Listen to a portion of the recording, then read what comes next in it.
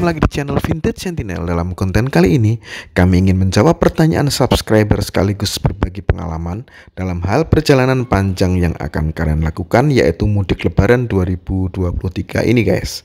Apakah yang harus kalian siapkan saat mudik menggunakan motor 2 tak kalian agar perjalanan mudik dapat sampai ke tujuan dengan aman, selamat, dan tetap sehat baik rider maupun kendaraannya guys. Namun sebelumnya silahkan untuk like, share, dan subscribe agar tidak tertinggal dari konten kami yang terbaru guys. Yang pertama, siapkan semua dokumen kendaraan dan dokumen pribadi. Jika masa pakai saat ini mati, usahakan diaktifkan dulu guys. Perpanjang STNK atau SIM kalian agar tidak ada kendala dengan petugas di perjalanan nantinya guys. Yang kedua, pastikan kaki-kaki dalam kondisi prima.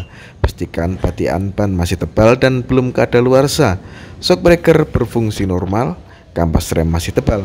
Hal ini dikarenakan medan yang akan kalian lalui pastilah medan panjang dan ada medan-medan jalan yang ekstrim, sehingga jika kaki-kaki dan pengereman sudah kalian siapkan dengan maksimal, hal ini dapat mengurangi resiko potensial dari rem blong atau ban bocor. Oh iya guys, sebisa mungkin bawalah ban dalam cadangan 2 set untuk depan dan belakang. Dikarenakan jika ban harus diganti dan di perjalanan tukang ban tersebut tidak menyediakan ban pengganti, maka perjalanan kalian bisa terhambat juga kan guys. Yang ketiga, pastikan lampu depan dan belakang nyala ya guys. Hal ini untuk keamanan kalian saat perjalanan malam. Jangan pernah mudik tanpa penerangan lampu depan dan belakang, dan selalu bawa cadangan bohlam depan dan belakang ya guys. Kemudian yang keempat, pastikan kondisi mesin dalam kondisi prima. Pastikan kerak silinder kop dan piston sebelum perjalanan agar kompresi maksimal saat perjalanan guys. Dan kontra 4 mur baut ancur silinder head agar aman saat getaran dan tidak mudah lepas. Jika perlu, bawa 4 mur ukuran 12 juga sebagai cadangan. Kemudian sebaiknya cek kampas kopling kalian guys.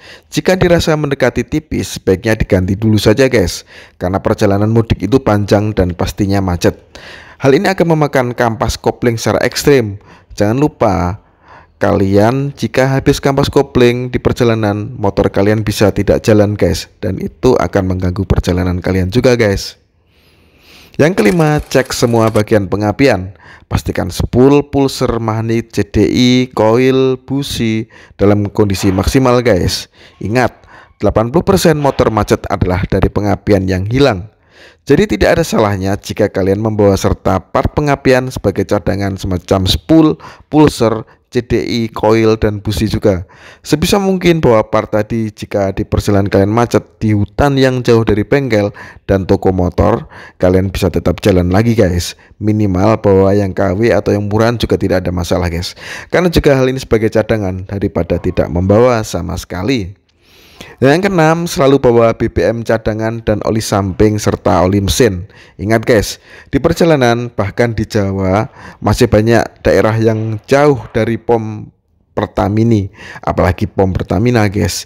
Jadi jika kalian bawa cadangan BBM, minimal dapat menyelamatkan kalian saat kehabisan BBM di tempat terpencil atau saat antri panjang di Pertamina guys.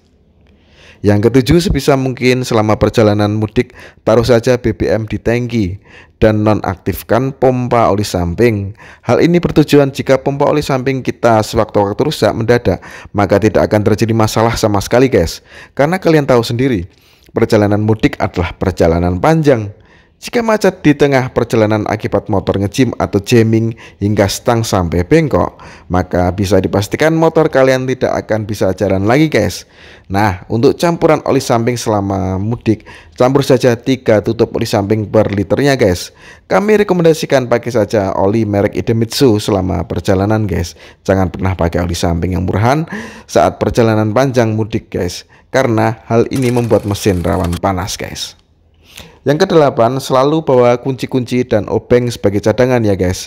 Hal ini akan membantu jika kalian terjadi masalah di perjalanan. Bawa kunci ukuran 6, 8, 10, 12, 14, 17, obeng minus dan plus, tang, serta kunci Inggris. Kunci-kunci tersebut biasanya adalah ukuran-ukuran yang sering kalian butuhkan guys. Yang kesembilan, sering-seringlah berhenti, paling tidak 150 sampai 200 km kalian berhenti sekali untuk mendinginkan mesin. Meski badan kalian tidak capek, tapi ingat, kalian membawa motor 2 tak yang rawan terhadap overheat. Jadi mengalah saja dengan motor kalian demi keselamatan dan kesehatan motor dan kalian juga, guys. Istirahatkanlah motor kalian hingga dingin, baru kalian jalan lagi. Jika perlu, bisa ajaklah rekan-rekan yang sesama motor 2 tak dalam perjalanan, agar jika ada masalah bisa saling membantu. Yang ke-10, hindari penggunaan motor 2 tak kalian untuk kebut-kebutan selama perjalanan panjang. Usahakan kecepatan maksimal 80 km per jam saja, guys. Jangan lebih dari itu agar kinerja mesin tidak terlalu ekstrim. Usahakan selama perjalanan tidak perlu ugal-ugalan. Taati peraturan dan kecepatan yang stabil saja, guys. Tidak perlu emosi kencang-kencangan meskipun motor kalian memang kencang. Karena ingat, ini motor 2 tak yang jika sampai overheat kemudian jamming, maka kompresi akan tidak sama lagi dan sebelumnya, guys. Dan ini pasti akan membuat kalian menyesal.